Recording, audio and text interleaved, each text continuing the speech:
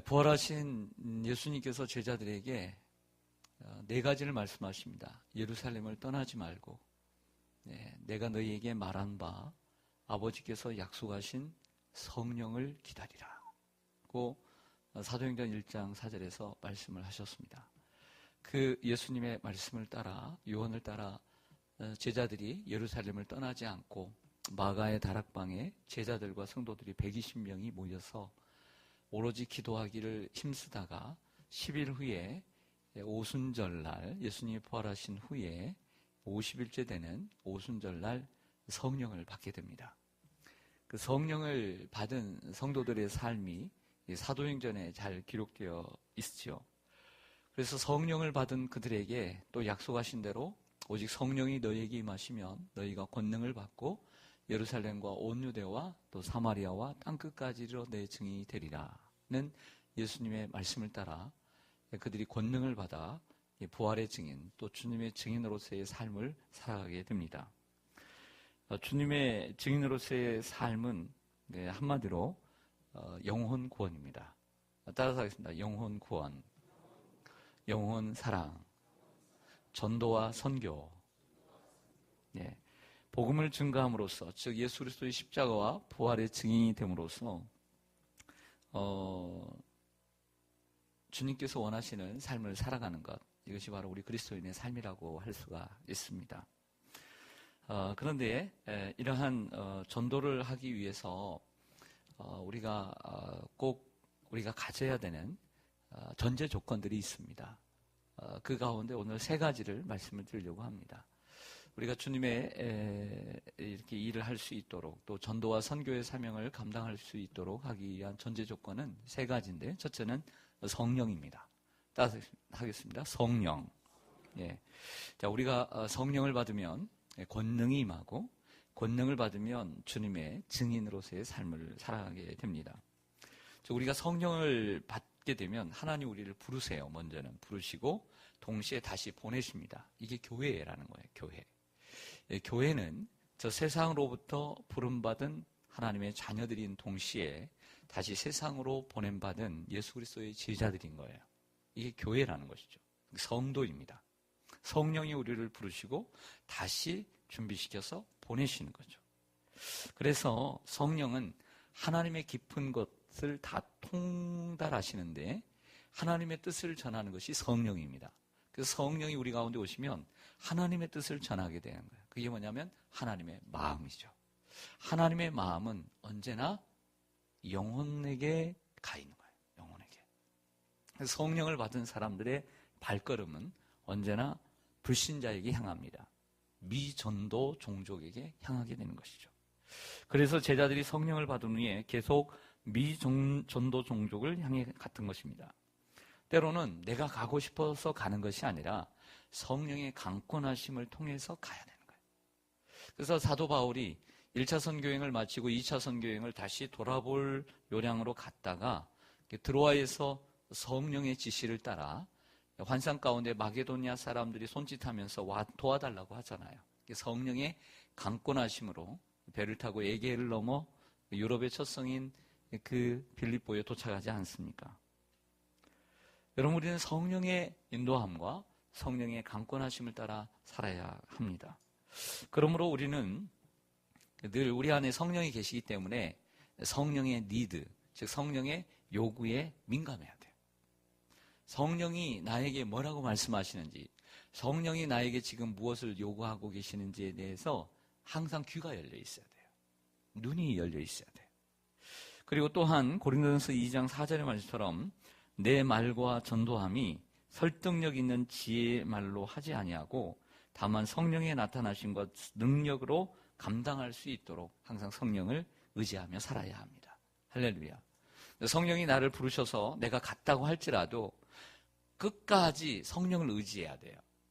내 말과 전도함이 내 지혜의 말로 하지 않겠다라고 바울이 얘기를 하는 거죠. 바울이 그렇게 전도를 했다는 거예요.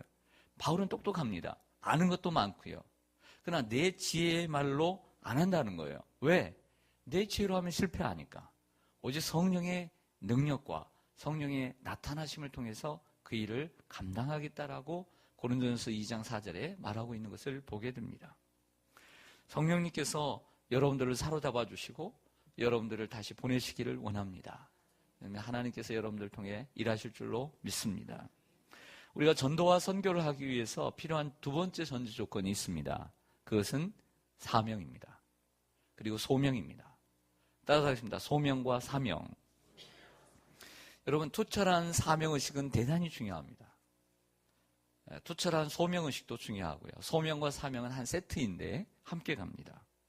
사도 바울이 이런 말을 했습니다. 나의 달려갈 길과 주 예수께 받은 사명, 곧 하나님의 은혜의 복음을 증언하는 일을 마치려 하면은 나의 생명을 조금도 귀한 것으로 여기지 아니하노라. 자, 우리 여기서 이 말씀을 깊이 묵상할 필요가 있어요. 분명히 사도 바울이 받은 사명은 인생의 목적은 복음을 증언하는 것이다 라고 얘기를 했는데 누구나 그렇게 얘기할 수 있어요. 나는 주님을 위해서 산다. 나는 선교를 위해서 산다. 나는 전도를 위해서 산다. 나는 무엇을 위해서 산다. 말은 할 수 있어요.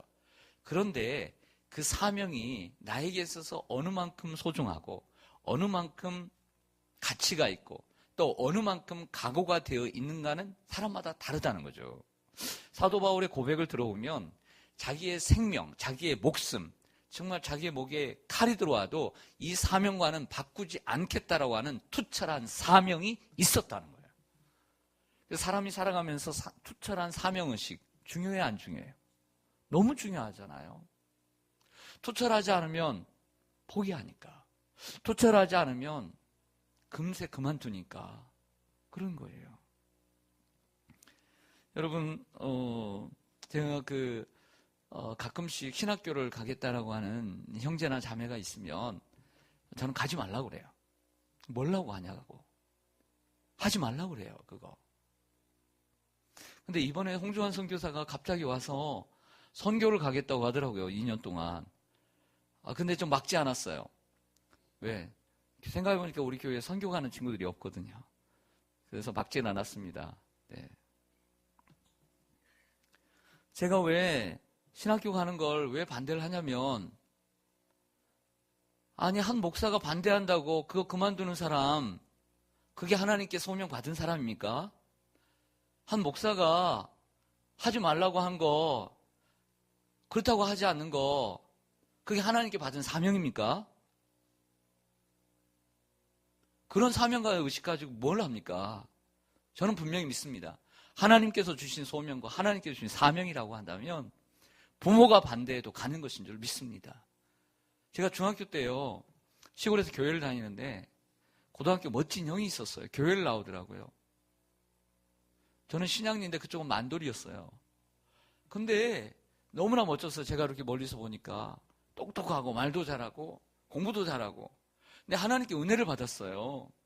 하나님께 은혜를 받아가지고 그 고등학생이, 근데 그 아버지 어머니가 얼마나 예수를 안 믿는지, 특별히 아버지가 한의학을 공부했는데 집에서 한약을 재고 뭐 이런 사람이에요.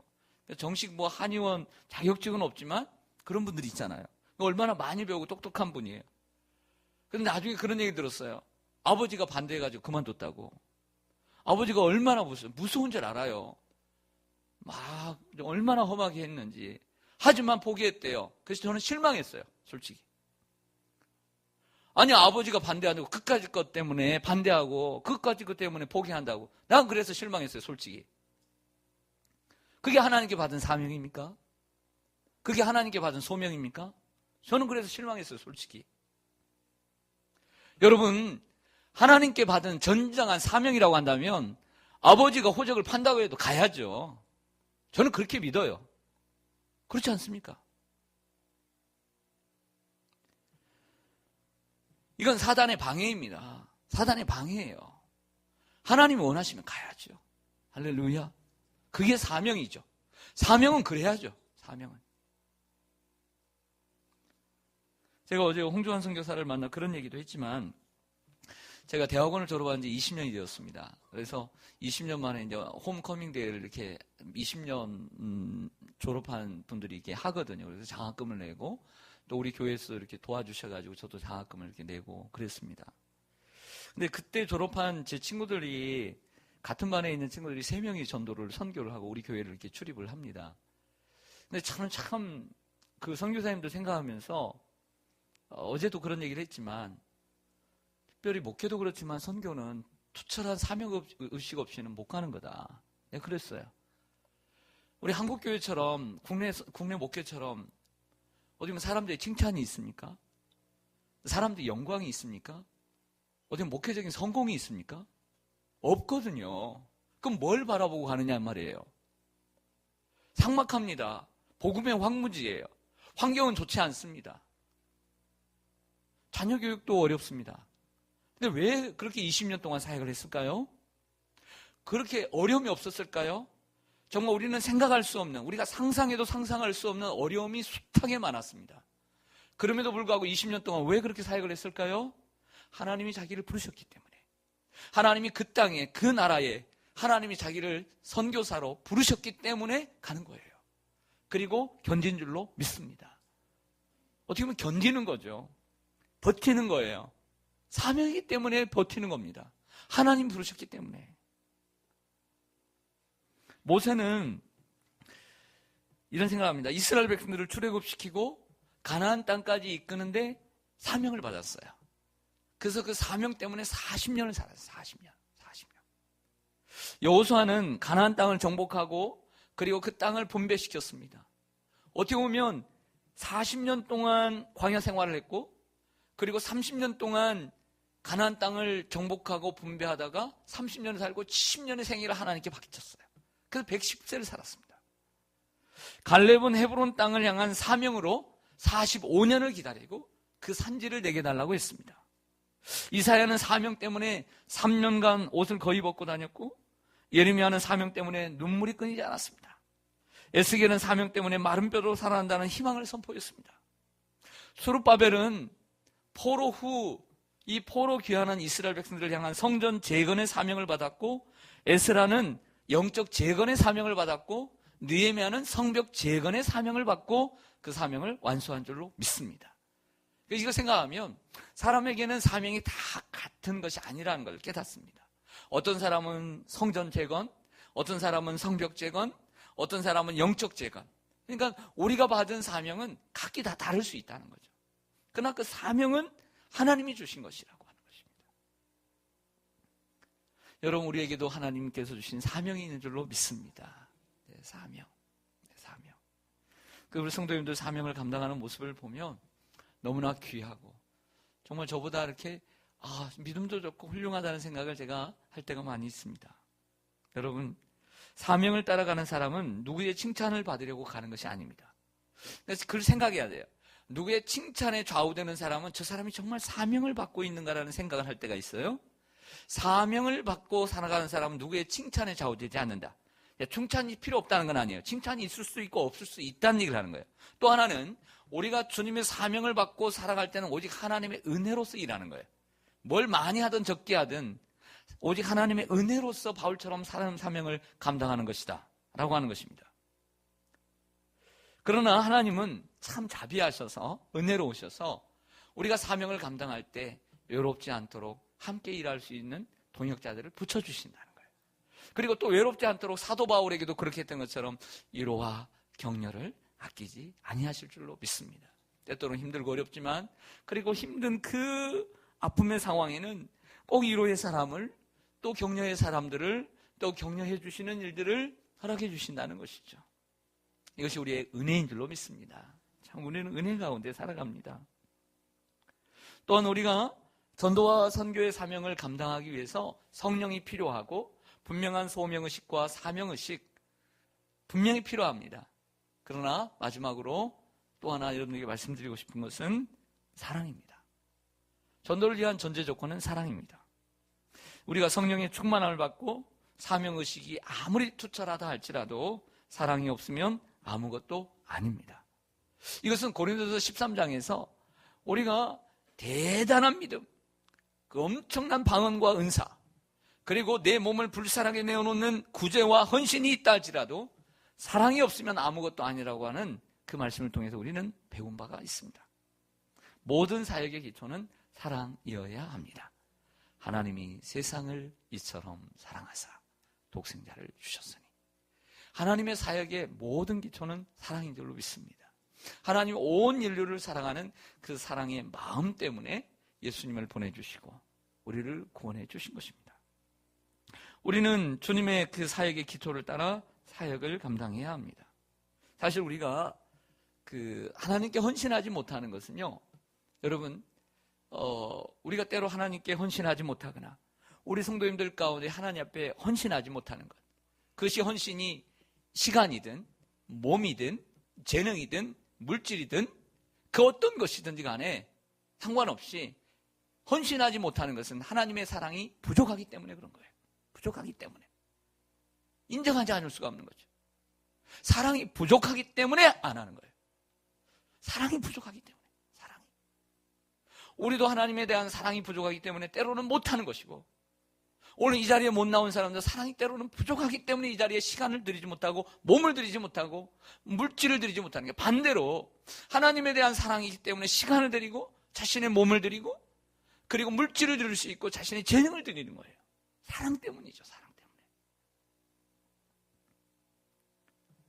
예수님께서 베드로에게 물으십니다.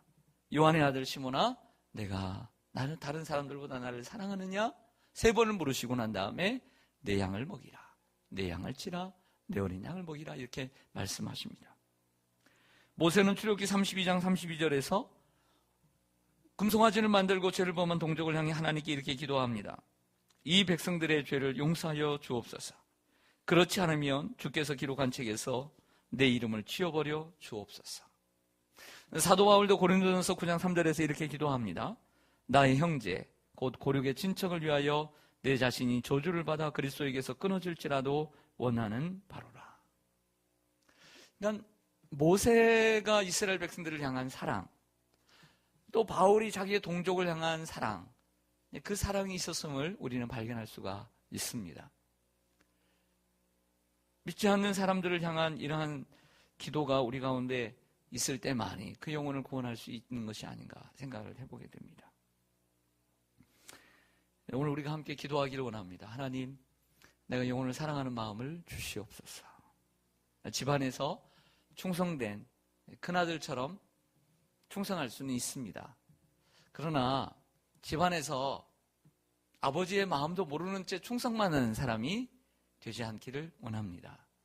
집을 나간 아들을 향하여 나가서 함께 찾아보기를 원하고, 그리고 너무나 수소문해 보기를 원하고, 그런 마음. 그래서 그 사랑하는 동생을 찾고, 또 동생이 돌아오면 그 동생을 돌봐주고 기쁘게 맞이하고, 편견과 선입견 갖지 않고, 고정관념 갖지 않고, 맞아주고 사랑해주고 돌봐주는 그런 큰아들이 되기를 바랍니다. 하나님, 오늘 나에게 성령의 충만함을 주시옵소서. 이렇게 같이 기도하기를 원합니다. 은혜의 단비가 또 봄비잖아요. 오늘은 확실히 봄비인데, 봄비처럼 하나님 나에게 성령의 메마른 가슴에 성령을 주시고, 하나님 두 번째로는 나에게 하나님 투철한 소명의식과 투철한 사명의식을 주시옵소서. 흔들리지 않는, 그 어떤 사람이 흔들어도, 어떤 환경이 흔들어도 흔들리지 않는 투철한 사명의식을 주시옵소서. 그리고 혹이라도 내 소명과 내 사명이 무엇인지 모르는 분들은 그 사명이 무엇인지를 위해서 기도하시고, 분명히 그 사명을 아시는 분들은 투철한 사명의식을 위해서 기도해 주시고, 마지막으로는 하나님, 내가 영혼을 사랑하는 마음을 주시옵소서. 내 가족과 이웃들의 하나님, 그 잃어버린 영혼들에 대한 사랑을 주시옵소서. 하나님, 그들을 불쌍히 여기는 마음을 주시고, 하나님, 그들에게 복음을 전해서 주님을 자랑하고 교회를 자랑하고, 사실 실질적으로는 그들을 사랑하고 또 섬기고 또 우리 성도님들을 자랑하고 교회를 자랑하고 자꾸 자랑하면 뭐가 저렇게 교회가 좋은지, 시온산 교회가 좋은지 정말 가고 싶은 마음으로 여러분들이 행복하게 살고 적극적으로 살고 긍정적으로 살고 진취적으로 살고, 여러분들이 사는 모습을 보고 사람들이 저 사람이 뭐 때문에 저렇게 행복한 삶을 사는지 정말 알고 싶어서, 자기도 그렇게 살고 싶어서 나오는 역사가 있기를 간절히 소망합니다. 아멘. 기도하겠습니다.